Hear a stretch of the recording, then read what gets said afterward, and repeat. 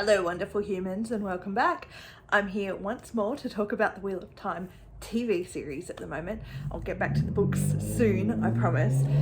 Today I'm going to be talking about season 1 episode 7, and I actually didn't check what this episode was called, so I apologise. I'll look that up after I finish filming. I'll just keep going anyway. So as always, I've watched the episode and then I've gone and taken notes. I didn't get to take the notes straight away this time as with last time, so I have gone back and watched some of it again. So it's a little bit logical at times. I do still jump around. It's still me doing this, so I do still jump around a little bit. But at times I do follow what's happening in the plot a little bit closely, just because I wanted to make sure that I wasn't missing exactly what happened. So I watched some of it a second time. But yeah, wrote down my notes. I've got about 5 pages, 5.5 pages of notes. So I'm going to get through it and share this with you as soon as I can. And I'm really looking forward to hearing what you thought, because I thought this was a really great episode. It was exciting, lots going on, a few issues that I had, but nothing major. Nothing, as always, nothing that I can't understand why it's the way that it is. So I'm going to get stuck into it. And last thing I should say, I've read the first 3 books. So there will be spoilers for the 3 books. And please avoid any spoilers in the comments for anything that comes after those 3 books. And yeah, that's really all I wanted to say on that. So I'm going to get started with my notes. That was so good. The mystery of how people were going to learn the answer to the mystery is solved. We know who the Dragon Reborn is, although I may touch on this later. I'll see if it comes up in my notes. People still aren't 100% confident that that's what's going on, which I think that makes sense, because you'd assume that this reveal would be the last thing to happen in the episode. So I still think there are some people who are expecting a different dragon to emerge in episode 8. So I think that'll be interesting to see how they deal with that in episode 8. I'm really impressed with the inclusion of the flashback scenes of Rand with Tam after Beltane. It makes so much sense they'd hold it back until now. I thought that flashback, and I talk about that more towards the end of the video, but that the flashbacks about Rand and as he's thinking it through and while he's practicing his archery and all that, I think that was really, really well done. And it was built up, this tension through the arguments between the villagers and everything. The tension was building up, and this was the moment that it sort of broke. And I think when I watched it, you thought that the tension broke earlier, and when the villagers started to, or when Egwene and Rand made up, and when Nynaeve went off and saw Lan, the tension sort of slowed a little bit, but it never resolved itself. And this was that moment where the tension, it didn't resolve, it broke. And I thought that was just really, really great. The opening scene of Rand's mother in labour fighting off all those people was absolutely awesome. I thought this was a really great scene. It was a long scene. I looked back at it and it was quite a lengthy scene, which I'm not sure whether it needed to be quite so long, but I really appreciated how long it actually was. I hope we find out more about her either through the TV series or in the books. I'd like to know more about her because she's got so much strength. She's incredible. To be going through labour and doing what she was doing, that's just epic. And Tam's appearance to help her was fantastic. I was really happy to see Tam. I expected to see him, but it was really great and very well done where they cut it before, for the opening credits, and then when they came back to it as part of the flashback. I thought it was very, very, very nicely done. Good job. Good job to the TV crew. And by crew, I mean all the people involved, not the actual working crew. I also really love that it wasn't clearly a flashback until the reveal towards the end of the episode. I thought that was also really, really great, because watching it for the first time, I imagine you would have been trying to work out what was going on, and it wasn't super clear that this was a flashback. It was just a new character. And so you had no idea what was going on, and I liked it. I liked it a lot. Also, it makes more sense. I thought this was a really, really great thing that they did here. Makes more sense why they included the Ironman in the cage, the dead Ironman in a cage back in episode 3 between Matt and Tom, all that stuff. I liked that they introduced the Isle quite a bit before it became relevant to the story. So this episode is where it became relevant. I know it's sort of been mentioned, but this is where it became really relevant. And back in episode 3, they started to hint at it. And then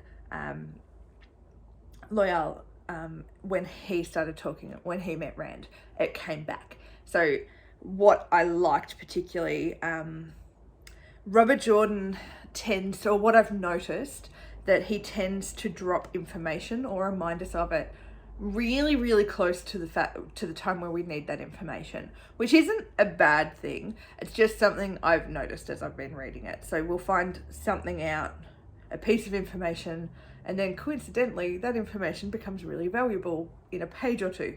So I see why he does it that way, or why he did it that way, but it's just something I've noticed, and I thought that this was a really great use of what the TV medium can offer, by being able to introduce that back in episode 3, and then it was really great.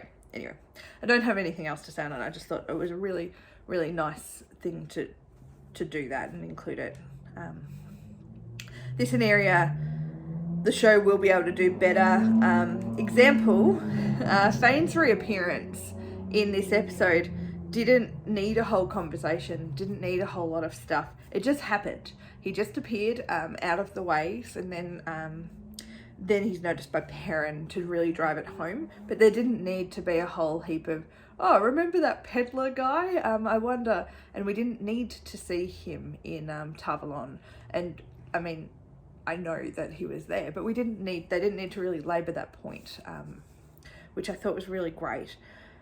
I just wish, and this is my own fault probably more than anything else, I wish the bit where it says previously on hadn't given away his reappearance, but it was important for non-readers for them to remind them of who this person was, because he was a bit of a random throwaway character in episode 1 that you wouldn't remember unless they did that previously on. So I suppose for me, I wish that I'd skipped that, but at the same time, how are you to know whether to skip it or not?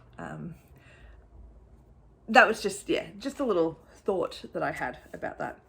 Interesting side note, not randomly, I was talking to Mum, only briefly, but Mum said she was surprised the dragon was Rand, but thinks they're all too connected for him to be the only dragon. Or there's more going on around that, which she's right, there's more going on. She'll find out more, I'm sure. They'll introduce more about Matt and Perrin and all that, I'm assuming, in the next season. Interestingly, with Matt not present, at least in this episode, this may also help push that narrative a little bit in a way that they're all connected, maybe not as dragons, or that 5-headed dragon that was mentioned in the last episode, but maybe more they're all connected, they're all needed, without each other they don't work, kind of thing, which from what I've read about the book, I think that's what's being implied about the 3 tavern, remove a tripod, one leg of the tripod kind of thing, and it falls apart. So the 5 of them together. So it's sort of setting up with Matt not being present, that say the others, if the others follow Moraine and Rand to the Eye of the World, and Matt's not there, that still plays into that, because obviously they're not going to succeed, although maybe they'll think that they succeeded. Whatever actually happens, I don't know. But it sort of plays into that idea that Matt's not there. I'm assuming he might show up. I doubt it. I don't think he shows up. But without Matt there, they're not going to succeed. So that sort of plays into that. And I wonder, I'm looking forward to having a chat with some non-readers, Mum and other people, after the episode has come out to sort of suss out what they're thinking about that. And obviously I'm thinking what I'm thinking because I've only read the first 3 books, so I really do need to keep reading. I will very, very soon. So anyway, it will be interesting to see if the others join Rand and Moiraine, as they weren't overly necessary in the books, in the events in the first book, at the end, but they'll almost definitely follow, I think. I think that's what they'll do. At least Lan is most likely to follow them, and then I can imagine Nynaeve would go too, and like it would be this trickle-on thing. And Egwene would go for Rand, and Perrin would go for Egwene. They're all just going to go. That's what I think. Or they will get completely caught up in dealing with Fane, or Moiraine will have lined up with the Lord. I can't remember his name, I'm sorry. With the Lord of Faldara to keep them and not let them leave. So something could have happened along those lines as well. So I'm really looking forward to seeing what happens there, because I don't know how they're going to handle that. And I like that. I like that there's something that we don't exactly know what's going to happen, and that's cool. So I really enjoyed the chance for the characters, Lan particularly, to take a moment and breathe during this episode, which shouldn't have been the case, but they did have that chance to have a little bit of normalcy, I suppose. Lan particularly. I do wonder if Lan and Nynaeve's night together may have pushed Moiraine to go along with what I assume was Rand pushing her to go without the others. Having just watched Corrine and Stepan die and all of that kind of stuff, I can imagine that's playing on her mind, and the conversation she had with Lan about keeping him away from his life. I think that's all playing on her mind as well, plus what she heard in the Black Wind.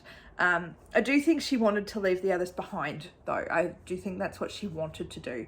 So it's not all Rand or Lan and Nynaeve, their developments, which prevented, or that's made Moiraine decide to go with Rand and no one else. So I think that it's just, that's a cool little thing. I don't know what I'm trying to say there. I do know what I'm trying to say. This is also consistent with what she did in the books as well, particularly in The Dragon Reborn, where she disappears and leaves Lan behind. So she's known to do this, so I'm not surprised that she's done it. I wonder whether that played into it at all. I think it did, in a way. I think that makes sense. I'm gonna leave that one there. I'm not gonna try and keep talking around in circles. I think that's interesting for Moiraine and Rand to have gone off on their own like this, and the motivations behind both of them wanting to do that. It makes sense with what's been set up, and I think that's really, it's a good way to do it. That's really all I want to say. It was really great to see the 4 villagers having arguments over what to do every time, like right from the very start of the episode, when they're in the ways and they're trying to decide what they do. How can they can't go back, but all that kind of stuff, like they can't go back, they've got to go forward, but still that debate and that argument, and Rand and Egwene having the argument and all that kind of stuff. It's really great to see them having that kind of relationship. The rising tensions are really becoming quite clear, and also the fact they've all changed since Beltane, and they haven't really realised that, because they've only been reunited. By the time they get into the ways, they've been reunited for maybe 5 minutes, so they haven't really been able to get to know the new version of each other, which I think it makes sense that they'd argue there's a lot of tension going on, and it almost needed an argument to help resolve it a little bit. I hadn't realised until sort of in between these 2 episodes that Barney Harris had left before they'd finished filming season 1. I expected to see him right through to the end of season 1, so I was a little bit surprised by that. I'm really curious to see how they're going to work around his absence and reconnect the group. I mean, as I said, the villagers don't really have a lot to do. Miranda does, but in the book, they didn't have a lot to do at the end of the Eye of the World.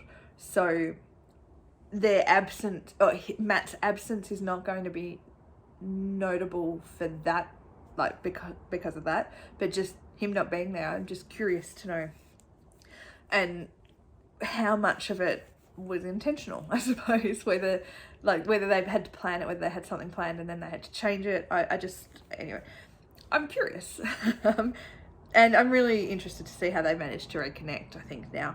Although maybe there's some hint about how that might happen with Moraine setting the red Aja on him.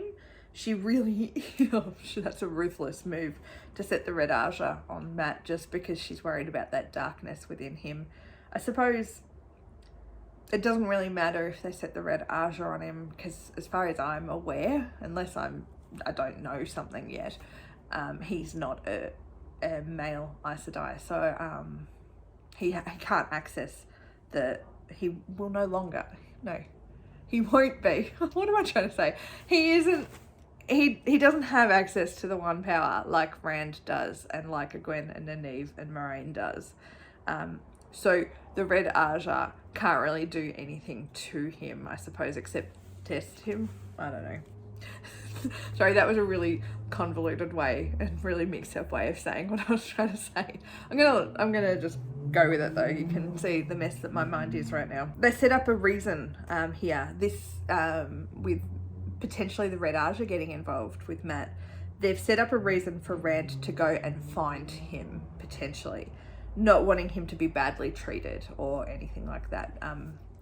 Because he would have gone after him if the ways hadn't closed. I think of all of them, Rand would have been the first one to, I think we saw him trying to go after Matt.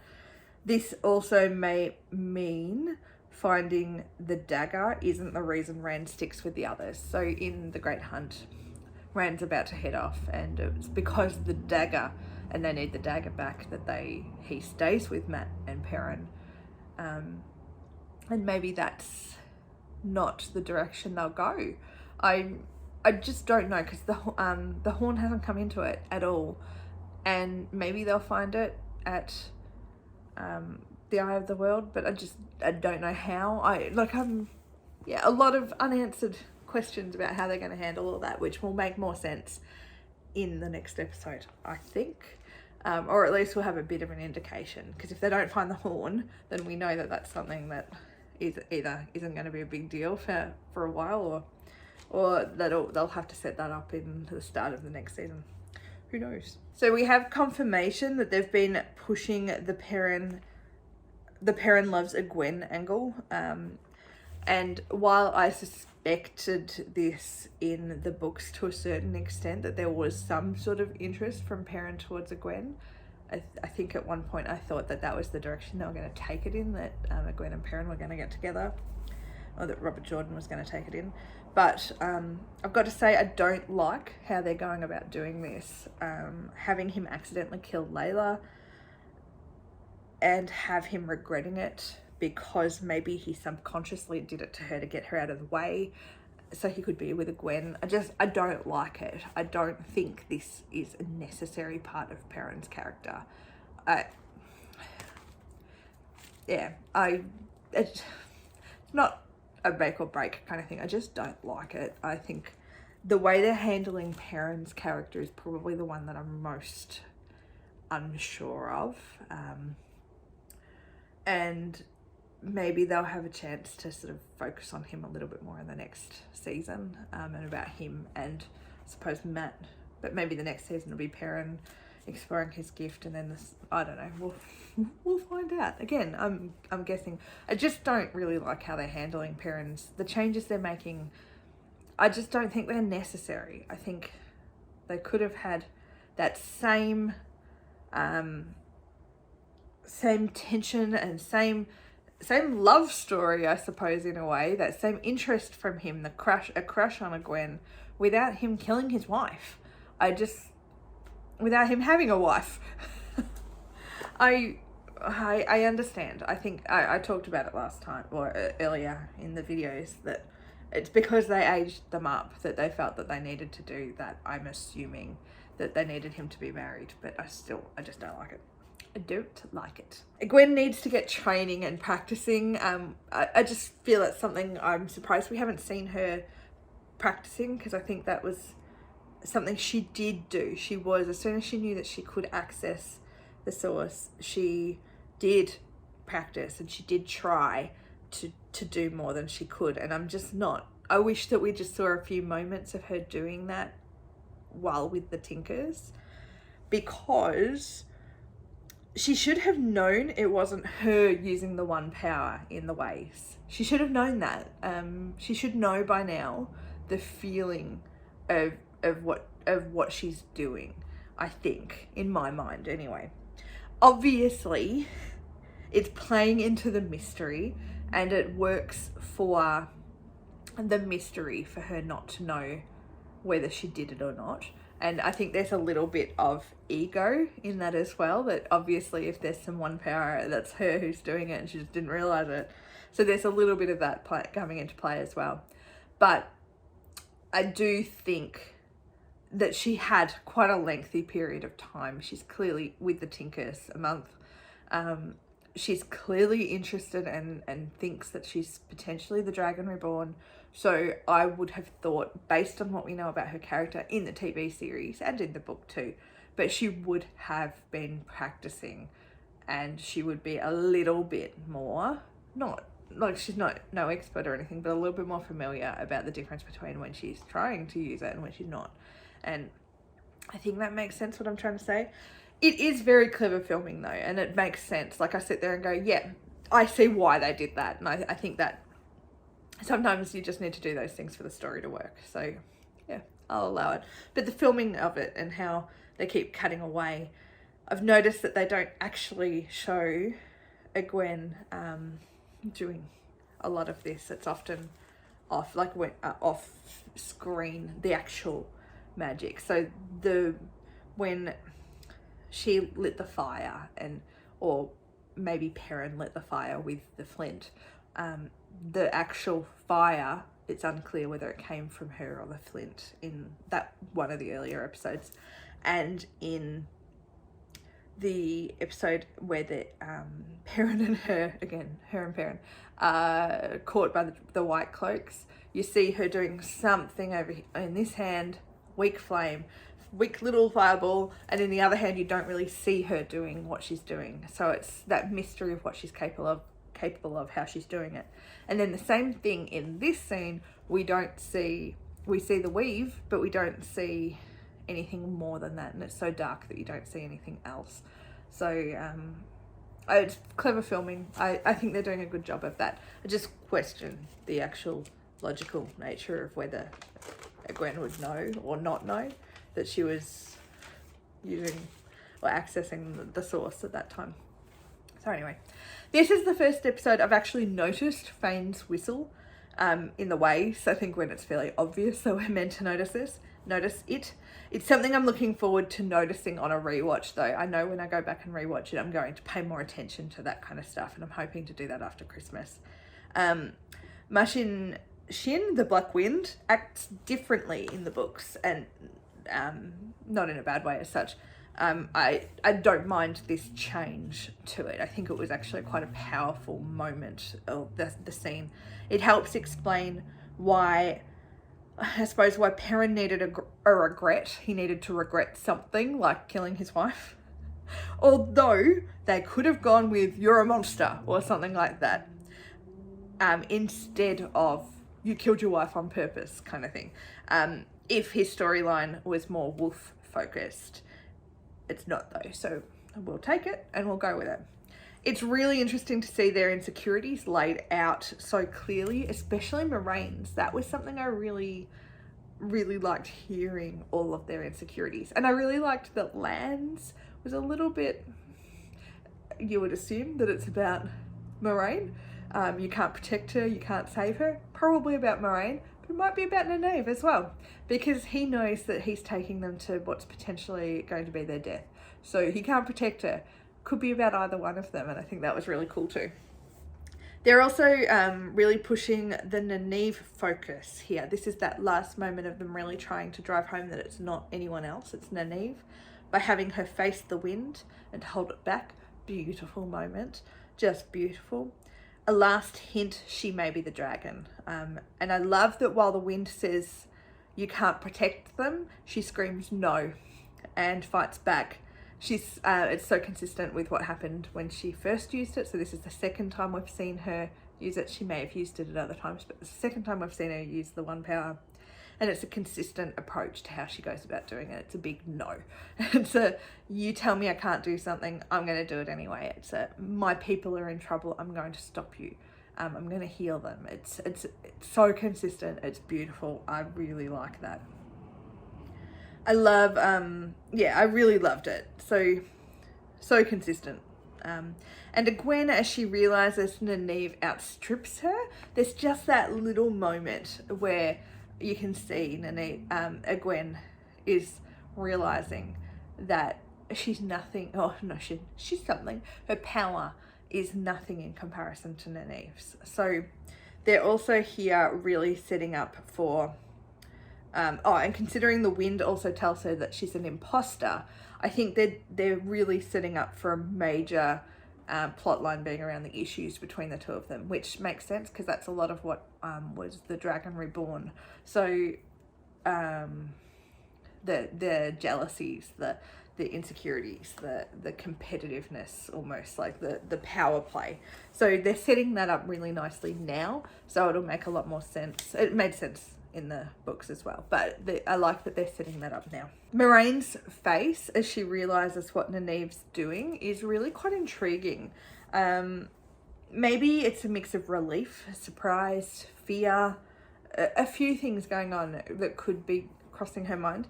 And I think I really liked this. I'm commenting on it because Rosamund Pike is able to convey so much in this kind of look that she has that tells us something but not anything clearly. Very like Moraine in the books in a more visual manner. So she's very unreadable in a different way than what she is in the books. And it's one of those little things that's consistent with the books, but taking it in a new way. Exactly like how it's been described in the comments, that taking art and changing it to a new medium. This is the kind of stuff that I really notice and I really love, is when you see that thing, which in this case it's Moraine being really difficult to read, and for them to be able to work out that this is a moment that I sit there and go, oh, I really liked that facial expression. It's one of the moments that stuck with me and I liked it a lot. Before we leave the ways, before I talk about anything else, I really liked the design and the feel of the place. It had the feeling the ways had in the book: oppressive, heavy, corrupt. And it's another place, I think. There are some places in the Wheel of Time that I don't have a real clear picture of what they look at. They're just quite generic. This, I just have no picture of what it looks like in my head. Maybe because it's so dark. I don't know. But I like what they've managed to do with it. I think it has a really similar feel to what the books had. And again, like with Moraine's facial expression, they've taken something and they've got the feeling behind it. They've got the meaning behind it without maybe doing an exact replica. And that's exactly what I look for in adaptations of books that I love. I don't want an exact replica on the screen. I mean, that's sometimes okay, but it's never going to, what I'm picturing is not going to be what you're picturing, and that's fine. As I think in the last video I said something about Tia and what I thought that looked like, and it's definitely not the same as what you thought it looked like. So that's I like that. So we can't expect things to look exactly the same, and that's exactly why, because we all have a different image in our head. So that's cool. And I like the ways how that has been done just in general. I also thought it was really cool how it had a similar feel from the moment the Trolloc attacked and all that. It had a similar filming feel to the attack of Loghain's people back a few episodes previous, where I commented on the camera techniques and the editing techniques were so that you didn't know how many people were there. And I feel that it gave that vibe is they don't know how many Trollocs are after them. They don't know what's after them. So it had that same feel to the way that this scene was put together. And I thought that was really interesting. But it made me feel the same kind of thing, is this is hopeless. And it was nice. Not nice in a good way. Nice in a made me really enjoy. I don't know. I'm really struggling with my words tonight, so I do apologise. Maybe it's linked with the fact I went to my Christmas party for lunch today. We had our work Christmas party at lunch, so maybe that's why. I don't know. And as they leave, it's great to see Moraine looking a little less put together. I thought this was really cool. Moraine's hair actually looked like it had been through something. Not a heavy wind, but a moderate wind. So she looked a little bit disheveled, at least in her hair, maybe not the rest of her appearance. But yeah, I thought that was a really, really nice little thing, because she's not looking as put together as she was prior to her exile. And that's just a little interesting thing that I like. I also really like Faldara's design, a great mix of cultures in the architecture. And I like that it's fortress-like, as it's supposed to be, but quite homely and lived in. It doesn't have an army camp feel. I quite like the design, and I thought, I was sort of identifying things. I'm like, well, that feels a little bit like it's drawing on some Chinese culture, but that's drawing on maybe something a little bit more Middle Eastern, Crusades-esque. In a way, there was just things that I noticed, not Crusades because they were all round towers, but there were just things that I noticed in different places. I'm like, oh, I like that they've drawn on so many cultures. Love that we finally get to meet Min. I'm really interested to see more of this character come to life. She's one I find really intriguing in the books, and I'm really excited to see her come to life. I was a little bit disappointed with what we got from her initially, and I'll get back to that in a moment. Not from the actress, not from anything, just from what was presented, but I'll come back to that. I'm guessing originally Matt would have been the one to see Fane in the city before Barney Harris left, unless they'd always planned for him not to be in Faldara, which I don't think is the case. That's probably not what was planned. I feel like the conversation with the villagers amongst the group, the Emmonsfielders, is missing something. It's missing his quick quips and his sarcasm and his humour. It's missing all of that in their conversations, because no one else does that. And I feel like it's just missing that little bit of tension release, I suppose, in a way. I feel like there was room in the conversation, not to progress it in any way, but there was room in the conversation for him to be a part of it. And I don't know whether he was supposed to be there or not. I assume that he was supposed to be there, and I feel like he was missing. Not missing in a way that it ruined it, because I really did enjoy the episode.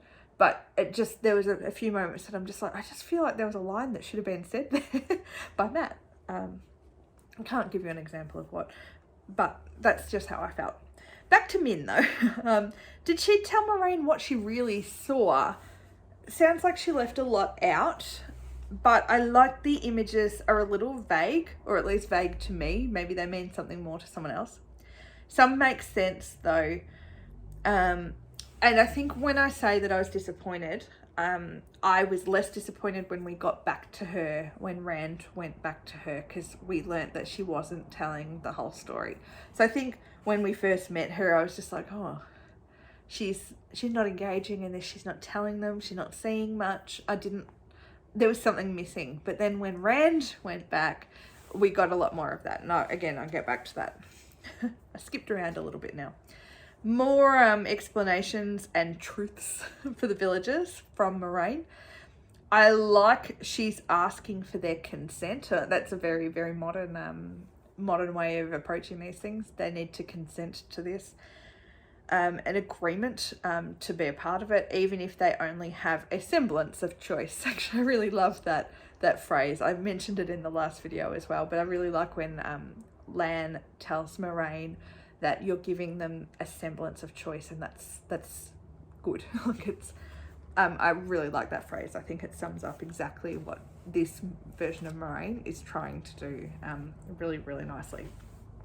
I suppose one issue with this version of the Eye of the World, I don't feel the same urgency as in the books at this point in time.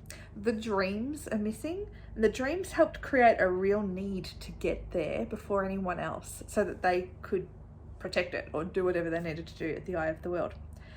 I don't feel that same sense of urgency even a little bit in this. This has more of the Dark One is weak, so we better go before he gets stronger. But there's no real reason they need to get there super fast. Like Moraine saying, oh, we're going to leave at dawn. Why not stay for another, like, they're not in a rush. What's one more day? I just don't feel it's the same sense of urgency at all. And that might be just my my opinion about that. So I'd be interested, do you feel that it's lacking that sense of urgency in a way? I think it's the dreams.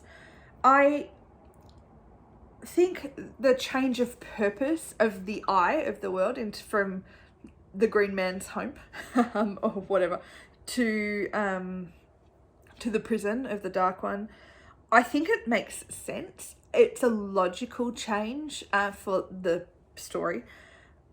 I hadn't realised until now, though, in the TV show, what was lacking was the dreams. I knew in the books that the dreams were creating this sense of urgency, but I hadn't put two and two together until this episode, where I sort of sat there and went, "Oh, what's missing? It's the dreams. It's Baelsman urging, like, pushing them into doing something because he's manipulating behind the scenes, and we're not seeing as much of that, and it's lost a bit of that sense of urgency. So I am interested to see whether we start to see more of the dreams in this. I don't think we'll see them in the next episode, so it must come into play in season 2 more so. Anyway, this scene also has the tensions rising and breaking. It's almost cathartic. So this, once Moraine and Lan leave and the villagers the 4 of them are fighting amongst themselves, conversing and then fighting. It's almost cathartic though when they start doing that, because it's all this stuff, the undercurrent of stuff that's going on, and it's finally come to the surface. It was needed. Especially after it had been set up in the last, or over the course of the episode. I thought that was a really good arc for the episode, was how the villagers interacted with each other, the way that they start fighting at the start of the episode. They sort of make up a bit, but then Perrin's all like staring at Rand and Egwene and it continues on that way. I thought it was really, really nicely done, the whole arc there. Yeah, so I think they're all about ready to explode in this scene. And I know I've talked about it already, but I just really think this is another scene that Matt's voice was missing. It was the quips, his input. It was just missing. I feel that some of the others had to pick it up a little bit, some of what he would have been saying, and the quips were missing. But he brings something else as well. That sort of, well, what if we didn't do it? And the others had to step in and do that, and it just didn't quite feel as right. Again, not in a terrible way. It's just, it was just missing. And that's all. Not something I can't forgive. I can forgive it. It's a bit strange. Nynaeve ends up in front of the house when she's tracking or following Lan. I get that that's what she's doing, and she probably needed someone to talk to, or she wanted to distract herself, or she was just wanting to make a choice for herself. But it was a little bit strange, especially after, so she may have wanted to distract herself, especially after outing Perrin the way that she did and causing those issues between Egwene and Rand and Perrin. I'm assuming the Moraine shut her bond down at some point during the night. for Lan. But then maybe not, who knows. And then maybe she just didn't reopen it, reinsert, I don't know, redo the bond, open it up again. So, and then that's where that'll come.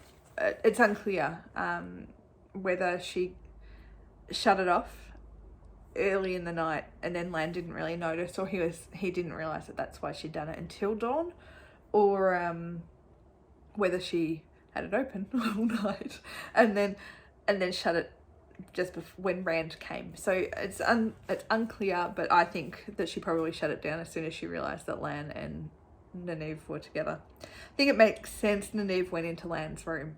She is preparing to die at the Eye, if not as the dragon, then to protect her villagers. She's willing to die for them.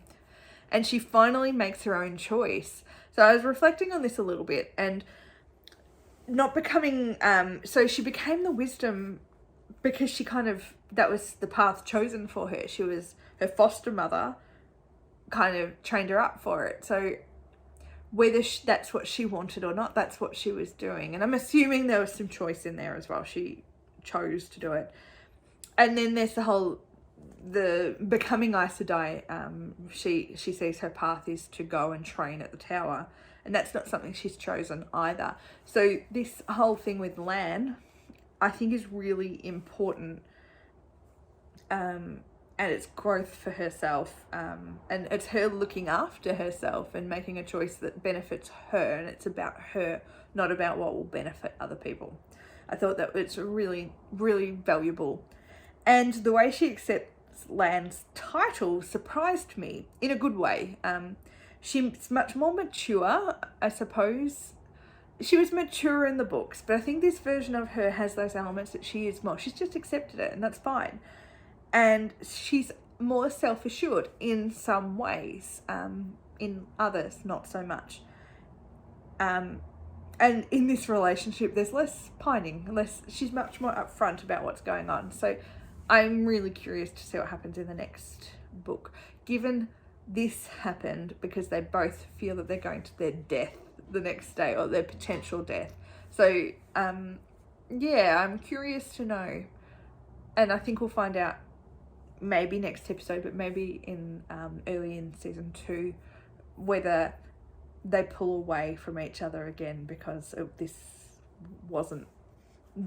was supposed to be a one-off before they went to sacrifice themselves to kill the Dark One or whatever. So I'll be interested. The Rand and Gwen stuff also makes sense. Last Night of the World kind of stuff. I like their relationship. Not necessarily on the romantic level. I like their relationship, whatever it morphs into. And it's going to be really good to watch it as it changes into something new when they fully give up on each other. And I know in the books they haven't fully given up on each other yet, but they're getting there. I like that when Elaine is introduced in season 2, there'll be a lot more room for tension, I suppose, in a way. And yeah, I think it'll be good because I'll be able to introduce Elaine and she'll become a bigger character in that sort of relationship, I suppose, earlier on than what's happening in the book, I suppose. Anyway, does that make sense? Please tell me if what I'm saying doesn't make sense at any point. The flashbacks for Rand were great confirmation, I think, of the Dragon Reborn. Great. It was came out of the blue. I can't imagine that many people guessed that it was Rand, but maybe they guessed Rand because it wasn't obvious at all. Although the clues were there if they put it together. I haven't talked to anyone about the reveal properly yet, so I'm not sure. I did have the quick convo with Mum, but not in depth, so she still thinks that there's a bigger reveal to come, which she's not wrong. Maybe she just doesn't know what that means. I like they've included the unreliable narrator. This is another thing that I really like. So the Moraine facial expressions and the unreadable stuff, the setting of the ways. And this was the other one that I talked about or wrote about. I like they've included the unreliable narrator in a different way than in the books. More TV appropriate, obviously, but staying true to an important element of the book, a big part of the way that the story is told. I just wonder, I don't know, I do wonder though if new viewers to the books or to the Wheel of Time will feel cheated because of this unreliable narrator not understanding that.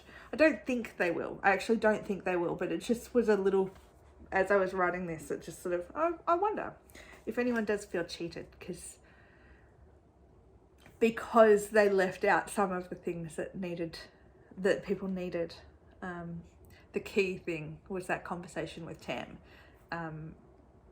which we got in the books really, really early, but they didn't get until now. So that's fine. I don't think it matters, but I'm curious if you know, are people happy with the reveal or not?